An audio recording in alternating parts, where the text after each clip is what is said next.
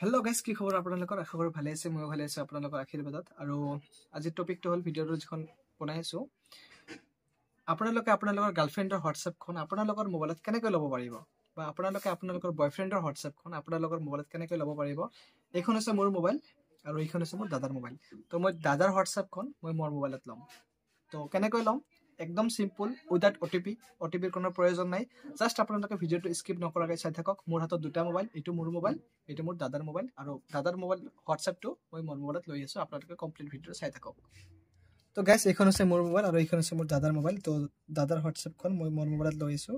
আৰু এটা কথা গাইজ, ছেম হোৱাটছএপ হ'ব লাগিব। তো দাদাৰ নৰ্মেল হোৱাটছএপ হয়, মোৰ ইয়াত নৰ্মেলখন ইনষ্টল হ'ব লাগিব।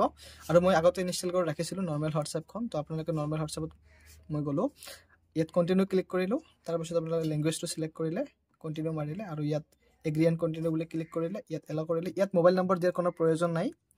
তো আপোনালোকে থ্ৰী ডটত ক্লিক কৰিব, ইয়াত আছে লিংক এজ কম্পেনিয়ন ডিভাইচ, ইয়াত ক্লিক কৰিব।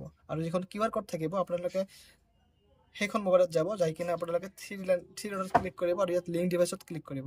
ক্লিক কৰাৰ পিছত লিংক ডিভাইচ বুলি আহিব, ইয়াত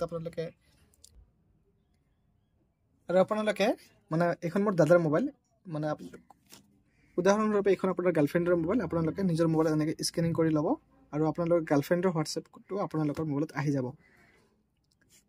এতিয়া চাওক, লোডিং ইউৰ চেটছ, মানে দাদা কাৰ কাৰ লগত মেছেজ কৰিছিল বা কাৰ কাৰ লগত চেনি খাইছে, কমপ্লিট মেছেজ ইয়াত আহি যাব। ইয়াত চাওক, সি যাৰ লগত মেছেজ কৰিছিল কমপ্লিট চেট আহি গৈছে। আৰু ইয়াতো চাওক আপোনালোকে ছেম হ'ব লাগিব। ইয়াত চাওক আপোনালোকে ছেম চেটছ, ইয়াত এটা গ্ৰুপ আছে ৰান বুলি, ইয়াতো গ্ৰুপ আছে ৰান বুলি, মানে কমপ্লিট দাদাৰ হোৱাটছএপটো মোৰ মোবাইলত আহি গ'ল উইদাউট অ'টিপি। আজিৰ ভিডিঅ'ত এইখিনিয়ে। ভাল লাগিলে লাইক এটা কৰিব।